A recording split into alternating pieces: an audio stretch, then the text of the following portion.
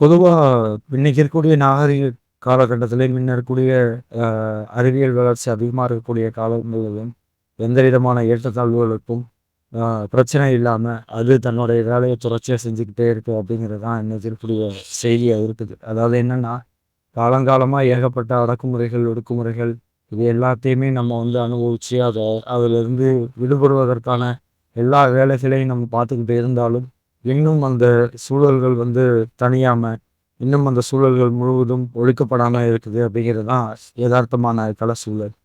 அந்த வகையில இன்னைக்கு இருக்கக்கூடிய முக்கியமான நாள் அப்படிங்கிறது உங்களுக்கு எல்லாருக்குமே தெரிஞ்சிருக்கும். மகளிர் தினம். இது வந்து எப்பத்திலிருந்து கொண்டாடப்படுது? ஏன் கொண்டாடப்படுது? அப்படிங்கிற ஒரு விஷயத்த இன்னைக்கு நம்ம பார்க்கலாம்.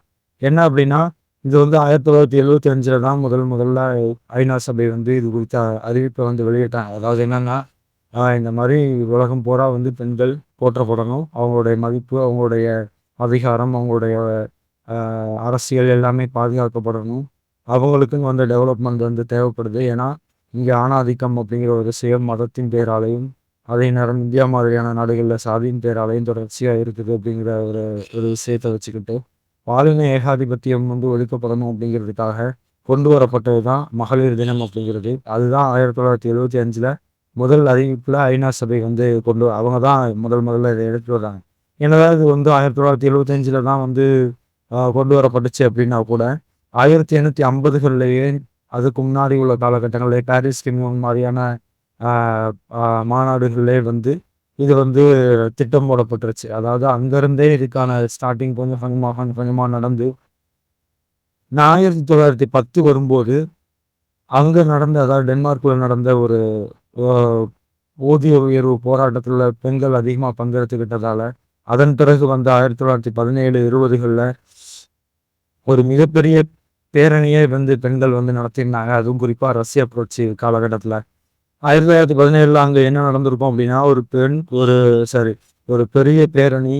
அவங்க வந்து அங்க இருக்கக்கூடிய பெண்கள் தங்களுடைய ஊதியத்த கேட்டு, அதே நேரம் தங்களுக்கு இருக்கக்கூடிய உ பிரச்சனைகள சொல்லி, ஆ அதிகாரம் வந்து தங்களுக்கு தேவை அப்படின்னு சொல்லி போராட்டம் பண்ணி 1920கள்ல அத வந்து இன்னும் டெவலப்மெண்ட்டா எடுத்துட்டு போயி, ஒரு மிகப்பெரிய ஒரு ஒரு மாஸ் ஆ மூவ்மெண்ட்டே வந்து ஏற்படுத்துனாங்க.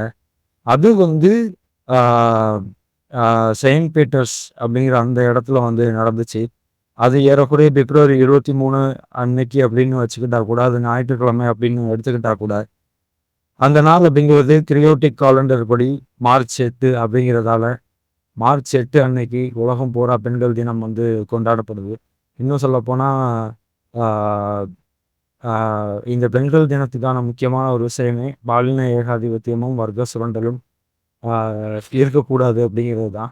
இத வந்து இன்னைக்கும் நம்ம நிறைவேத்தியிருக்கோமான்னு கேட்டா, கண்டிப்பா கிடையாது. இன்னைக்கும் அந்த மாரியான சூழல் வந்து தமிழ்நாட்டிலயோ, இந்திய அளவிலயோ, இல்ல ஒட்டுமொத்த உலக அளவிலயோ கிடையாது. எங்க போனாலும் பாலின பிரச்சனைகள் இருக்குது. பாலினம் சார்ந்த இஷ்யூஸ் வந்து இருக்குது.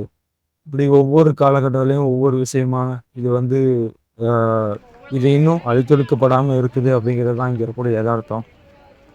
அப்போ இத அழித்தொழிக்கிறதுக்கான வேலைகள வந்து நம்ம தொடர்ச்சியா நம்ம பண்ணி, இத விட இப்ப பண்ணிக்கிட்டு இருக்கக்கூடிய விஷயங்கள விட அதிகமா பண்ணா மட்டும் தான், இந்த மகளிர் உரிமைகள் அப்படிங்கிறதும், பாலின ஏகாதிபத்தியம் அப்படிங்கிறதும் வீழ்த்தப்படும்.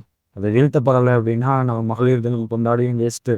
நம்ம மனிதர்களா பொறந்தும் வேஸ்ட்டு. ஏன்னா மனிதர்கள் அப்படிங்கிறவங்க, அவங்க பிறப்பாலயோ, இல்ல குணாதிசயத்தாலயோ உயர்ந்தவங்க, தாழ்ந்தவங்க அப்படிங்கிறது இன்னும் சொல்லப்போனா பிறப்பால உயர்ந்தவனா தன்னைத்தானே கருதுற யாருமே மனிதர்களா இருக்க முடியாது அப்படிங்கிறது தான் எதார்த்தம்.